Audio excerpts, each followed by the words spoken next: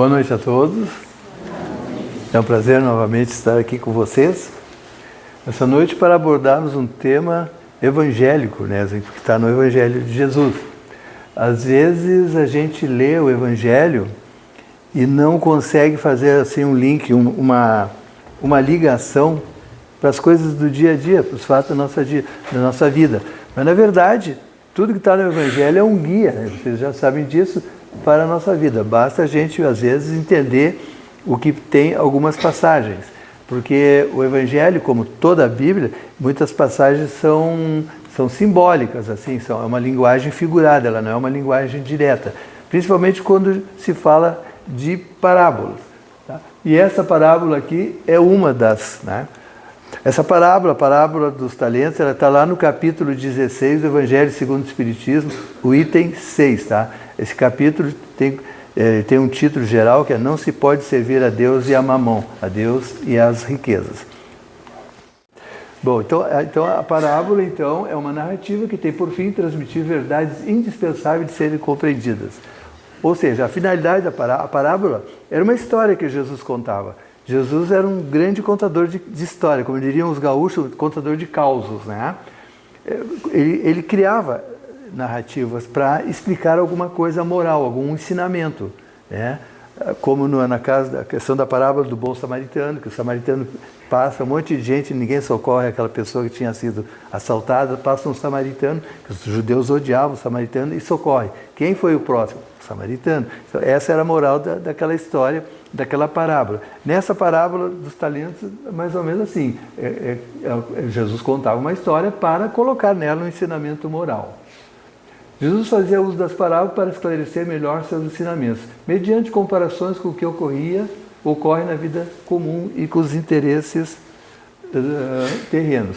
Então, para o povo daquela época, muito simples, muito humilde, a maioria não sabia nem ler, nem escrever, nem nada, não podia falar complicado. E ele usava na criação das suas histórias fatos do dia a dia, coisas do dia a dia com as quais eles estavam acostumados. Tá? Assim eles entendiam mais fácil os exemplos. A parábola funcionava mais ou menos assim: eu estou conversando com alguém, aí eu explico uma coisa, a pessoa não entende muito direito aquilo que eu falei. Aí eu digo assim, por exemplo, aí eu crio uma história em cima. A parábola era um exemplo que Jesus criava daquele ensinamento moral que ele queria transmitir. Uma hora, os discípulos, os apóstolos, eram muito perguntadores, né? Então eles foram perguntar para Jesus, por que eles falam por parábolas? E ele respondeu para eles, porque a vós é dado conhecer os mistérios do reino dos céus, mas a eles não, lhes é dado isso. Por isso eles falam em parábolas, porque vendo não veem, ouvindo não ouvem. Os discípulos, os apóstolos, estavam sempre com Jesus, né? Andavam sempre os 12, mais Jesus e mais aquelas mulheres que auxiliavam, entre elas Maria Madalena. Estavam sempre com eles. Então, se Jesus falasse alguma coisa que não ficasse bem entendido, eles mais tarde, ou durante a caminhada, durante o descanso, eles iam perguntar para Jesus. Então a eles era dada essa vantagem, né, de compreender as coisas, porque Jesus estava sempre com eles. Mas aos outros não, os outros olhavam, ouviam e muitas vezes não compreendiam. Então Jesus falava através de história, através de parábola, através de exemplos. A parábola dos talentos, ela está lá no Mateus capítulo 25. Essa foto, quem é que já assistiu a série The Chosen aí? Um só, 2, 3. Ah, tá, mas também tem mais. Agora vai sair a 6ª temporada aqui no Brasil, né? A série The Chosen é uma série de televisão que foi feita por pessoas de várias crenças, né? Católico, o Cristo na história é católico, o ator é católico, o diretor é evangélico, e tem atores lá de origem indiana, tal, como o próprio Mateus. Esse aqui é o ator que faz o papel de Mateus na série The Chosen, tá? Nessa série eles fazem algumas concessões, algumas concessões poéticas, vamos dizer, né? Porque a gente só sabe o que Jesus pregava, como é que era a vida, como é que ele falava com as pessoas, como é que era o dia a dia, a gente não sabe, isso não está escrito, muito pouco.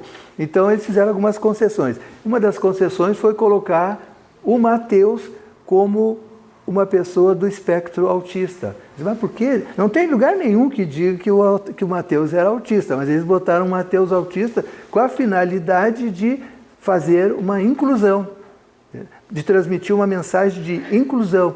Então colocaram um Mateus autista, né? Mateus autista, uma imagem de inclusão no personagem de Mateus, que estava sempre escrevendo, né? E acompanhava Jesus escrevendo as histórias. E essa parábola dos talentos, descrita lá em Mateus, é mais ou menos assim.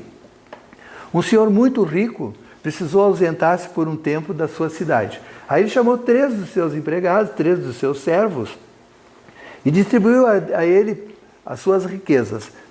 Aí a um ele deu 3 talentos, a outro 2 talentos e a um talento, de acordo com a capacidade que ele julgava que cada um tinha para administrar. Talento, gente, era um valor assim da época. Existem talentos em vários dos povos de antigamente, tá? Então, talento para um povo era uma coisa, talento para o outro povo era outra coisa, tá? Para alguns, talento era cerca de 36, 37 quilos de ouro, um talento. Então, vocês imaginam que era muita grana, né?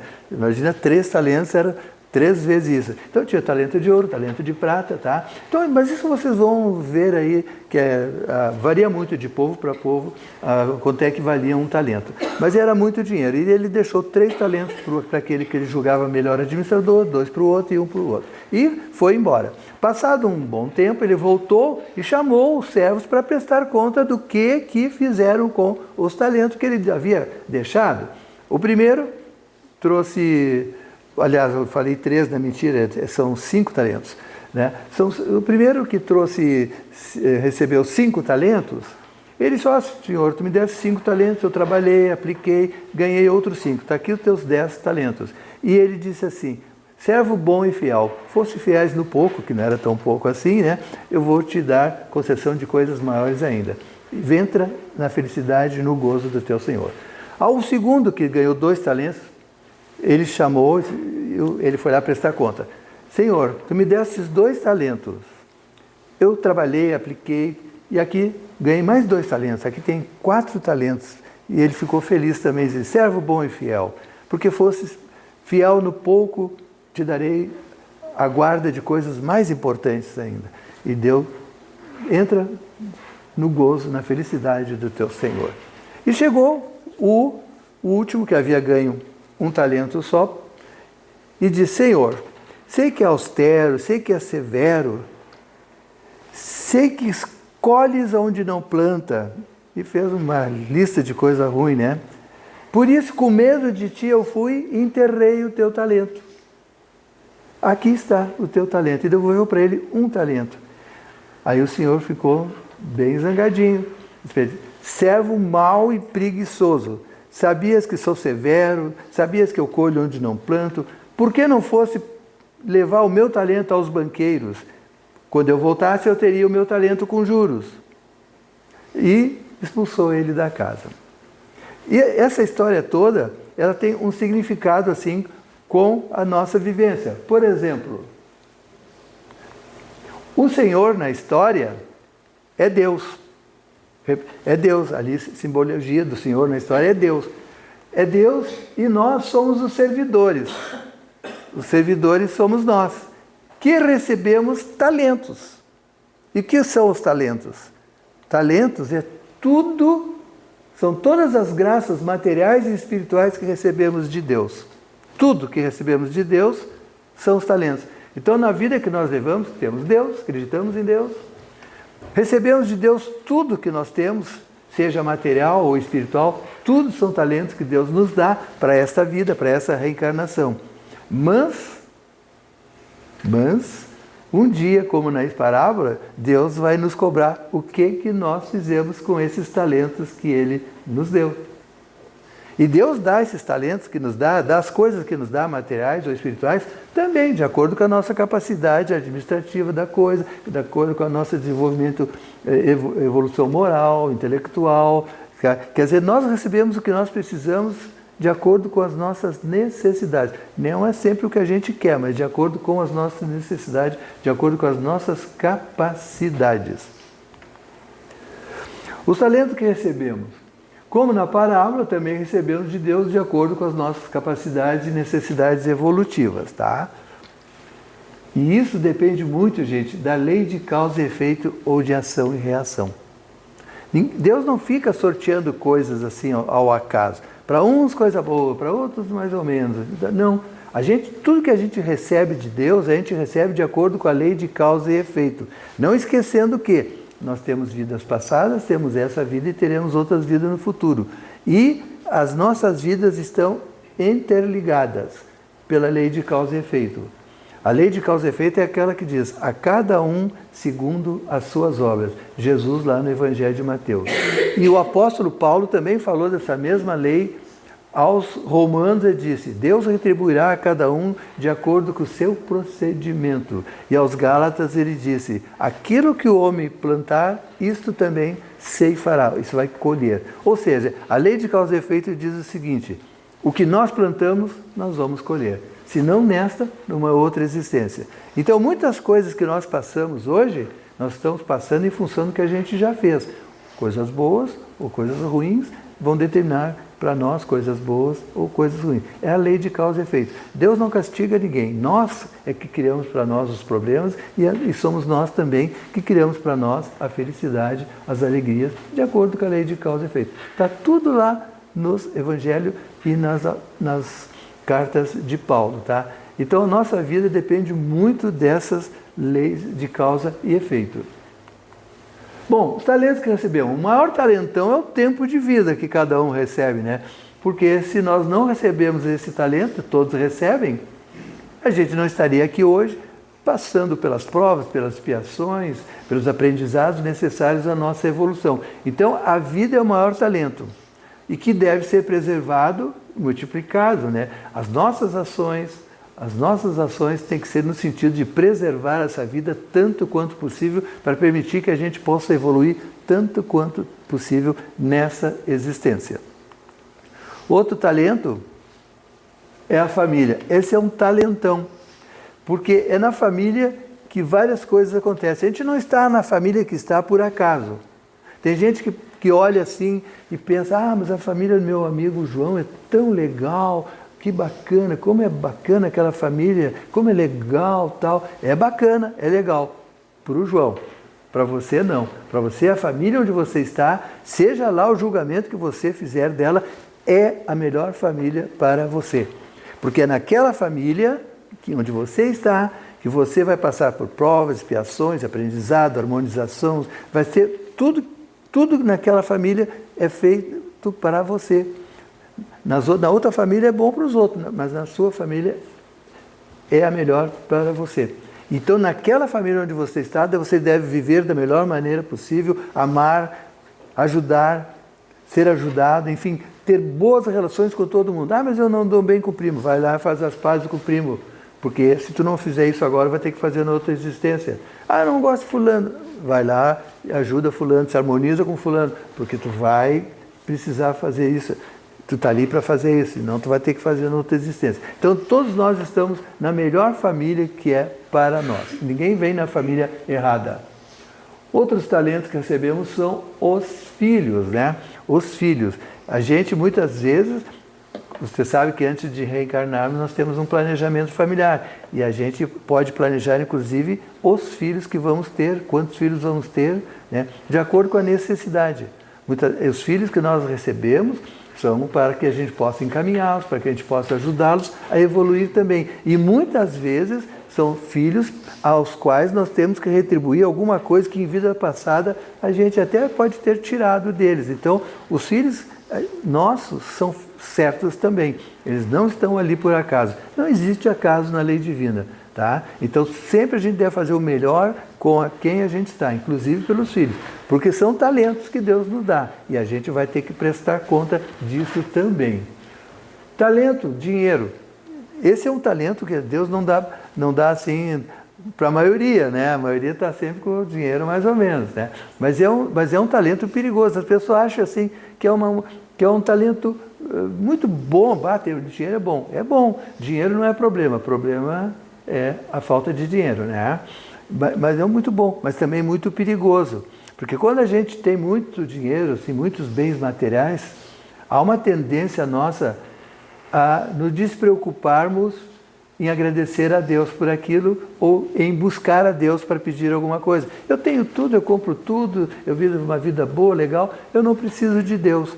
Agora, quando eu estou na dificuldade, aí eu busco a Deus, eu vou buscar a Deus na prece, eu busco a Deus na oração, eu busco. Então, ter muito bens materiais, dinheiro e tudo mais, é muito bom? É, mas a gente tem que abrir assim nosso olhinho para que a gente também não esqueça que esse talento que Deus nos deu, tá, é importante, mas corremos o risco muitas vezes de esquecer de agradecer, esquecer de Deus, porque a gente já tem tudo. Talentão, profissão, cada um tem a sua profissão, é um talento que Deus nos dá também para a gente, né, viver.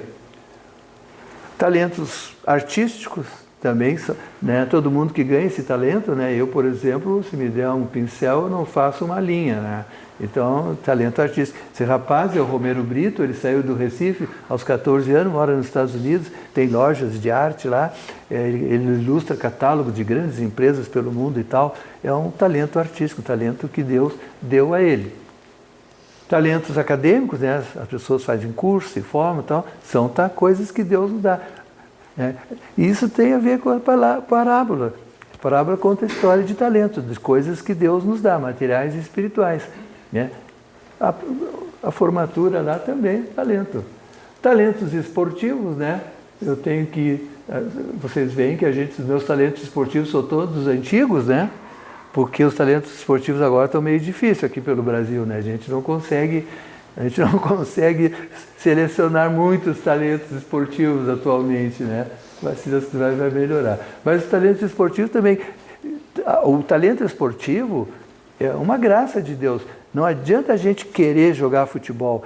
Eu gostaria muito, na época que eu jogava futebol, de ser um grande jogador de futebol, jogar muito, mas não jogava nada. Era muito esforço, né? Era muito transpiração e pouca inspiração, né? Não adiantava nada. E outros não fazem esforço nenhum e conseguem se desenvolver bem e atuar bem nos esportes. São talentos que Deus nos dá. Ou talentos espirituais. Um Chico Xavier, um Divaldo Pereira Franco, né? Foram grandes médiuns, né? Deixaram uma obra enorme. Chico deixou mais de 400 livros, Divaldo acho que mais de 200 e poucos livros. Mediunidade incrível, facilidade em se comunicar com os espíritos, em ver, em ouvir, em escrever, psicografia, psicofonia, tudo que é tipo de mediunidade eles tinham em alto grau. São talentos que Deus nos dá. Tudo isso são talentos que Deus nos dá. Todos somos filhos de Deus. O Pai reparte igualmente suas dádivas entre todos os seus filhos. A gente tem várias vidas, como eu falei. Tivemos vidas passadas, essa vida e vida seguinte. A gente reencarna. Se nós tivéssemos uma vida só, aí Deus estaria sendo injusto com a gente. Por quê? Porque uns nascem ricos, outros nascem pobres, uns nascem homem, uns nascem mulher, outros nascem no Brasil, outros nascem num país tórrido, pobre na África, né? E uns nascem sadios, outros nascem doentes. Se nós tivéssemos só uma existência, Deus definitivamente não seria bom e justo, porque não dá as mesmas coisas para todo mundo. Mas como a gente tem várias existências, Deus é justo, porque dá as mesmas oportunidades para todo mundo, só que não dá numa vida só, dá ao longo das vidas que a gente tem. Entenderam? Então a reencarnação é, sim, uma prova da infinita bondade e justiça de Deus. Deus dá os talentos e as mesmas oportunidades, mas em vidas diferentes. Os talentos recebidos são para serem usados em nosso benefício e em benefício do próximo. Olha só, os talentos, aquilo que a gente recebe é para ser usado em nosso benefício e em benefício do próximo. Isto é fazer os talentos darem juros.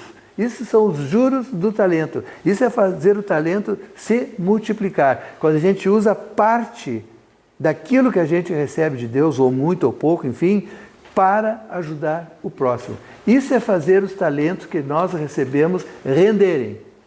Isso é fazer os talentos que a gente recebeu render. Quando a gente faz uso para o nosso benefício, dos nossos familiares, dos nossos entes queridos, mas também não esquecendo de ajudar o próximo com os talentos que a gente recebeu.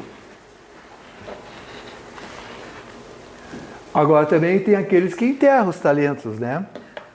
Esses foram aqueles que receberam um talento e foram enterrar. A pessoa pensa, só compra, gasta um monte, mas não lembra de gastar um pouquinho, em ajudar um pouquinho os necessitados.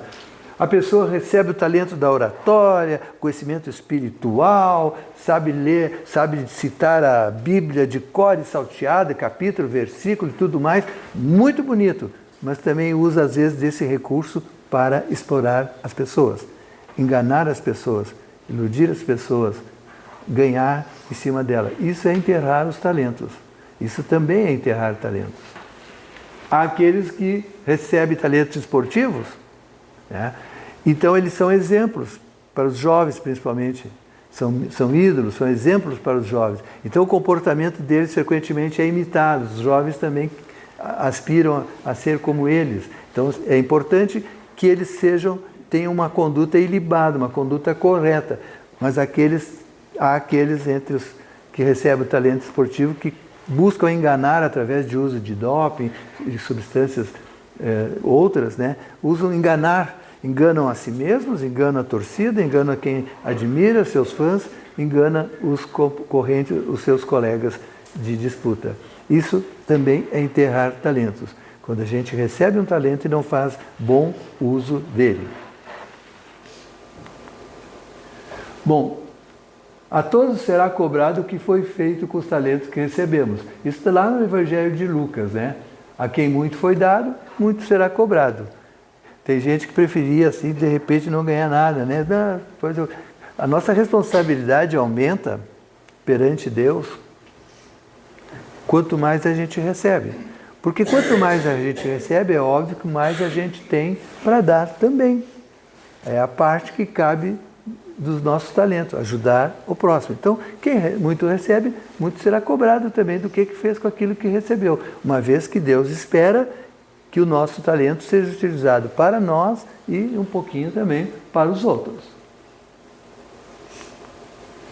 Bom, tem gente que não gosta muito de fazer caridade, né? E diz assim, para que eu vou, eu não tenho tanto assim, para que eu vou praticar caridade se os ricos não praticam? Falta de conhecimento. Falta de conhecimento. Normalmente, as pessoas que têm muito e que praticam a caridade, elas não gostam muito de publicidade, tá? Elas não gostam muito de publicidade. Então, as pessoas não ficam sabendo. Por exemplo, o nosso campeão Ayrton Senna era um cara que muito ajudava, equipamentos para hospitais, enfim, fazia um monte de coisa, que a gente só soube depois que ele desencarnou. Até ali, ele fazia tudo na surdina, ajudava hospitais, ajudava uma série de coisas que ninguém sabia. Até quando ele desencarnou e que o pessoal, então, ligado a ele, começou a falar das coisas que ele fazia. Esse senhor aqui, Bill Gates, ele é o cara da Microsoft, né? Que é a criadora do sistema Windows de computador. Antigamente, cada 10 computadores, 9 era Windows, agora acho que 10 e 10 são tudo Windows. Dificilmente vai achar um computador com outro programa que não seja Windows, né? São muito raros. Esse senhor, ele é um dos maiores bilionários em dólar do mundo. Ele está sempre entre os primeiros, tá? No entanto, ele já doou muita coisa. Até 2008, por aí, ele já tinha doado mais de 20 bilhões de dólares para caridades, pesquisas na área de desenvolvimento de remédios para a cura da AIDS e coisa e tal, e uma série de coisas. E junto com outro senhor mais velho que ele, Warren Buffett, ele fundou uma associação, The Pledge, eu não me lembro mais o nome em inglês, tá? Mas é uma associação em que só se associam bilionários em dólar, tá? E lá pelo ano 2010, por aí, eram 36 bilionários que se comprometeram a doar pelo menos a metade das suas fortunas para a caridade. Pelo menos a metade. Porque assim, gente, depois que tu atinge um certo patamar de riqueza, tu não consegue gastar o que tu ganha. Então, para que ficar juntando dinheiro no banco? Eles então se comprometeram. Warren Buffett se comprometeu a dar 99%. Bah, mas 99%, 1% dele é bem grandinho, pode ter certeza disso, porque é em bilhões de dólares, né? Ele diz, com 1% da minha riqueza, consigo viver na casa, na mansão que eu moro lá desde os 28 anos, consigo ter o meu avião com piloto, meu carro com motorista, almoçar na mesma lanchonete que eu almoço sempre, consigo viver normal, com 1%, para que eu quero 99%? Então, às vezes, vai fundar uma associação assim? Fundaram. E tem louco para isso? Tem louco para isso. Se vocês quiserem chamar de louco, eu prefiro chamar de caridosos. De pessoas que estão usando os talentos que Deus deu, cumprindo o que Deus espera. Tá? Agora deve ter mais de 150 pessoas. A última vez que eu vi tinha 155, uma coisa assim. Bilionários, tá? Bilionários. Em dólares. Então multiplica por 5 isso aí, a fortuna dos caras. Então a gente pensa, eles não dão. Não, eles dão sim, é que a gente não fica sabendo, tá? Madre Teresa de Calcutá, se olhar à sua volta e observar os fardos que os outros estão carregando, vai perceber que a vida tem sido generosa com você. Às vezes a gente se queixa da vida, né? Então quando a gente estiver assim, se querendo achar que a vida está ruim, dá uma olhadinha para o lado, dá uma olhadinha ao redor e a gente vai ver que Deus até que foi generoso com a gente, tá? A gente está numa situação bem melhor que muitas pessoas que estão por aí.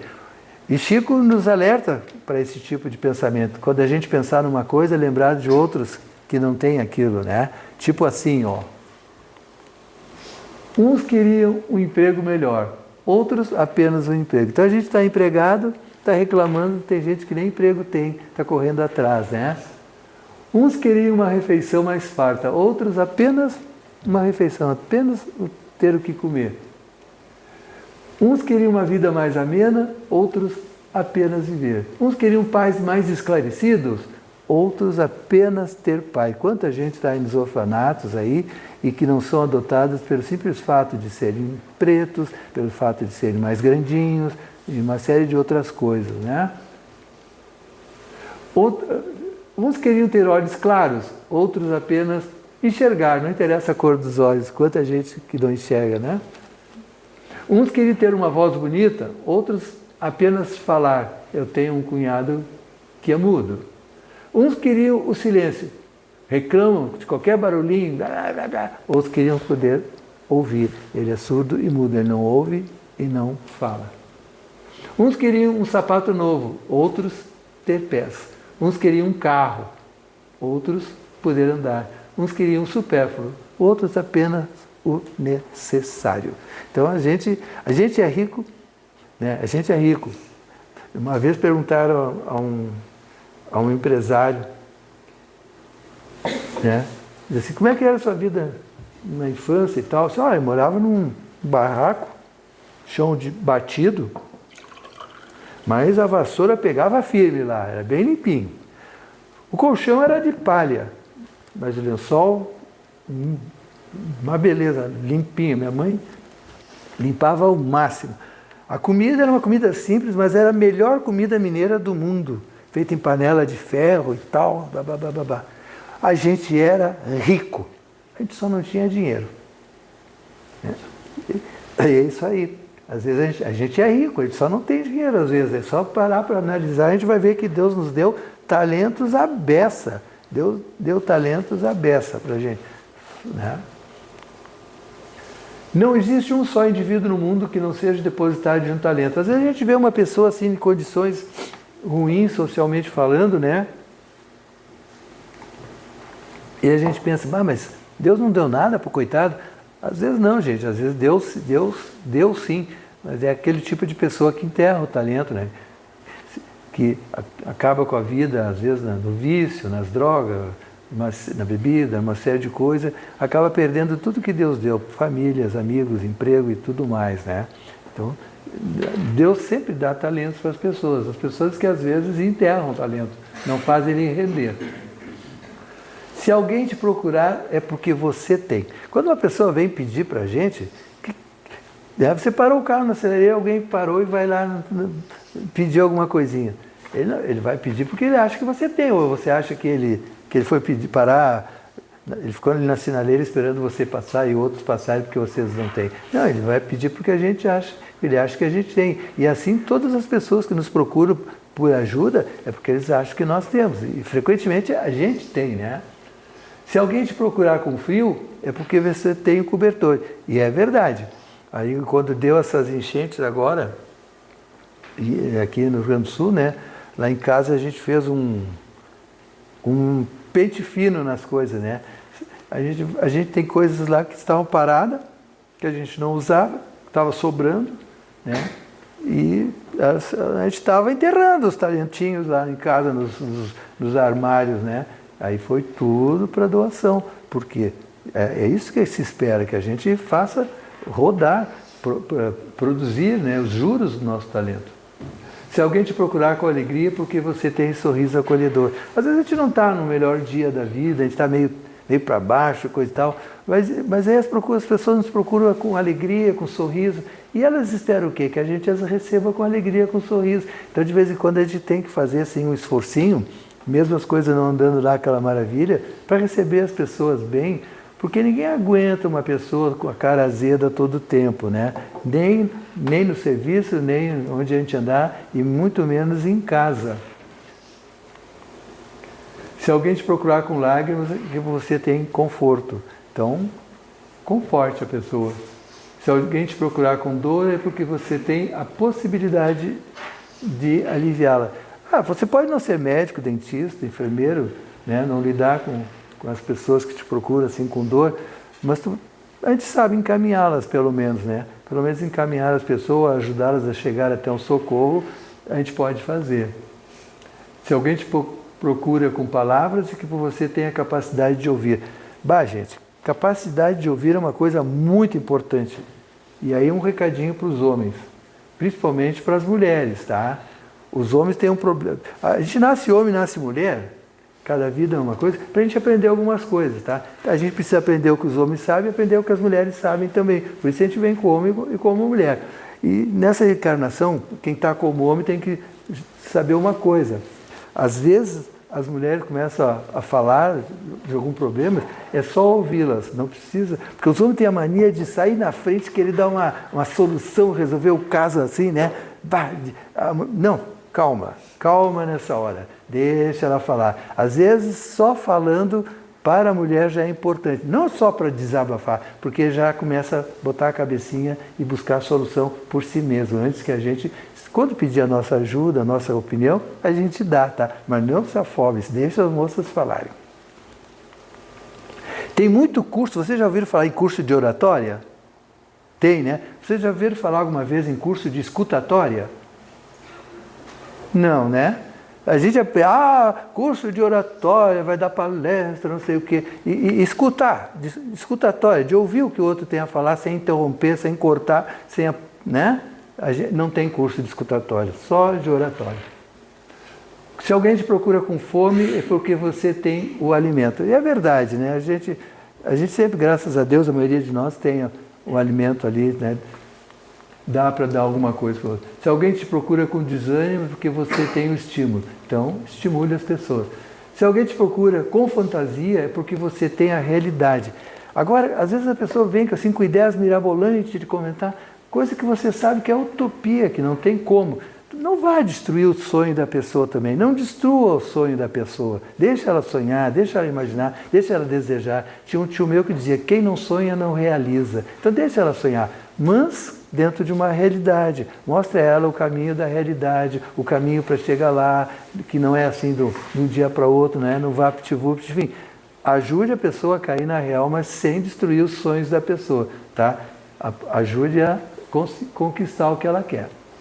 Se alguém te procura com desespero, é porque você tem a serenidade. Então, não se desespere junto, tá?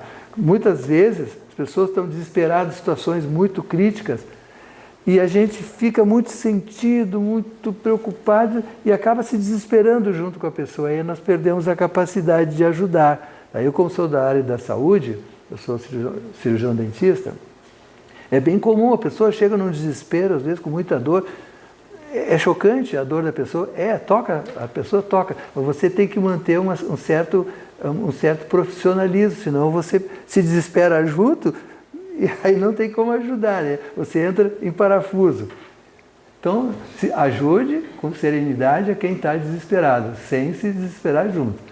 Se alguém te procura com confiança é porque você tem a segurança. Os filhos confiam muito na gente. Nós somos modelos para os nossos filhos, tá? Então a gente tem que cuidar muito esse fato. Nós somos modelos para os nossos filhos. Eles têm confiança em nós. Nós não podemos decepcioná-los. Eles depositam muita confiança naquilo que a gente diz, naquilo que a gente faz. E dado muito importante, eles aprendem muita coisa com a gente quando a gente pensa que eles não estão vendo. Quando a gente fala, principalmente naquela fase do aborrecente, ele entra aqui e sai aqui, né? Mas quando você faz, eles prestam atenção. Então eles aprendem um monte de coisa com a gente sem que a gente precise falar, só de ver, porque nós somos modelo, nós somos exemplo para eles. Se eu pego lá em casa, escolho algumas roupas para doar, ele vai aprender que fazer caridade é legal, é bom e necessário. Se a mulher lá vai lá, faz um bolo para levar para uma amiga que está doente, eles vão aprender que ajudar uma pessoa na hora que precisa é bom e necessário. E assim por diante. Então a gente é modelo e exemplo. Não podemos perder a confiança dos filhos. Ninguém chega até você por acaso, você não procura alguém por acaso. Em tudo há um propósito de Deus. Não existe o acaso. Não existe o acaso. Tudo tem um propósito de Deus. Em tudo há uma intenção de Deus, tá? No que ganhamos e também no que ajudamos os outros. Corresponda entregando o que esperam de você. Cuide para não frustrar quem te procura. Então, as pessoas procuram a gente porque acham que a gente tem. Então, se der, procure não frustrar a pessoa que nos procura, tá?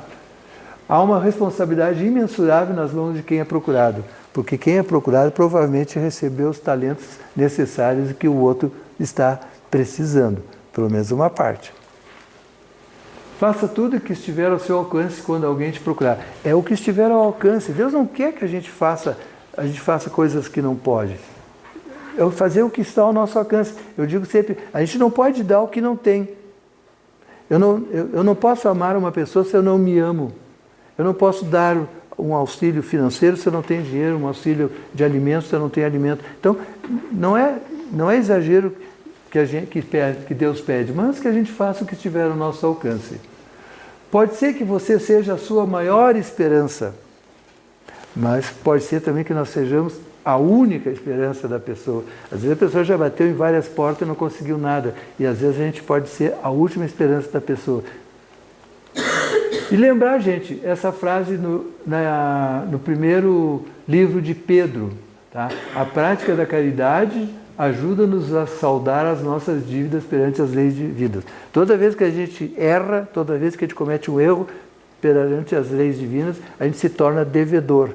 E as provas, expiações servem para nós expiarmos, pagarmos pelas nossas dívidas perante a lei divina. Mas a prática do amor, tendo antes de tudo ardente amor um para com os outros, porque o amor cobre uma multidão de pecados, ou seja, o amor é a caridade em movimento, o amor é a caridade com obras, com ações. Então, quando eu amo, quando eu faço a caridade, eu estou pagando parte das minhas dívidas com Deus, parte das minhas dívidas perante as leis divinas. Então, fazer a caridade é importantíssimo. Por isso que Kardec colocou lá no capítulo 15, se não me falha a memória do Evangelho, né? Fora da caridade não há salvação. Então, é uma boa maneira da gente ir já pagando os nossos débitos, prática do amor, da caridade. Pode ser que você seja a maior esperança, ou a única, né? Bom, eu sou a videira e vós os ramos. Jesus é o tronco da videira, né? E nós somos os ramos. Junto com Jesus, nós temos vida e vida em abundância. Quando os ramos se apartam da videira, da árvore, seca e morre. Então a gente tem que manter a vida junto de Jesus para que a gente tenha vida em abundância. Não é difícil, tá? É trabalhoso. Era isso que eu tinha para apresentar para vocês hoje, então, tá, gente? Essa exposição é um pouquinho maior, mas eu tive que fazer uns cortezinhos nela aí, porque o nosso tempo é menor, tá? Eu agradeço a vocês a atenção, outra oportunidade até. Então vamos elevar agora os nossos pensamentos. Quem quiser fechar os olhos, pode fechar, não há necessidade. Só vamos nos concentrar, elevando os nossos pensamentos a Deus, nosso Pai de infinito amor e bondade e justiça, a Jesus, nosso Mestre amado e irmão, que está aqui presente nesse momento, porque disse que onde 2 ou mais estiverem reunidos em seu nome, Ele estaria junto. E está nesse momento. Obrigado, Jesus, pela tua presença entre nós. Vamos elevar nossos pensamentos também aos mentores espirituais desta casa. Queremos, Pai, te agradecer pela vida, que nos permite estar nesse mundo de provas, passando pelas provas, experiências necessárias, aprendizados necessários à nossa evolução. Queremos te agradecer pelas coisas do dia a dia, pelas coisas que temos sempre conosco e que por estarem sempre conosco, frequentemente nos acostumamos com elas e esquecemos de te agradecer por elas. Te agradecemos, Pai. Te agradecemos pela família, pelos amigos, pelos empregos, pela saúde, enfim, por todas as coisas que nos deste, por todos os talentos que nos deste. Oramos nesse momento por todos aqueles irmãos que passam por dificuldades físicas e espirituais, pelos irmãos que estão doentes no hospital, em suas casas, em seus leitos de dor. Oramos pelos irmãos que estão com dificuldades financeiras, sem trabalho, pelos irmãos que estão com dificuldades no lar, na família, dificuldades de toda ordem. Oramos também por aqueles que estão no presídio, pagando seus erros para com a sociedade. Oramos por nós mesmos. Que possamos vir a essa casa sempre com muita alegria e com alegria redobrada retornar aos nossos lares. Que possamos levar dessa casa para nós e para outros, de acordo com o nosso merecimento, aquilo que aqui viemos buscar. Que assim seja.